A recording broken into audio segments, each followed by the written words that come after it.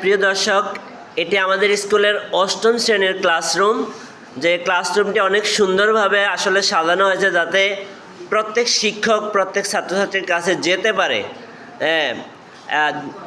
ক্লাসের চারপাশে ঘোরানোভাবে টেবিলগুলো সাজানো আছে, আর শিক্ষকরাও সহজভাবে ছাত্রছাত্রীদের কাছে যে কোনো বিষয় নিয়ে সমাধান দিতে পারেন।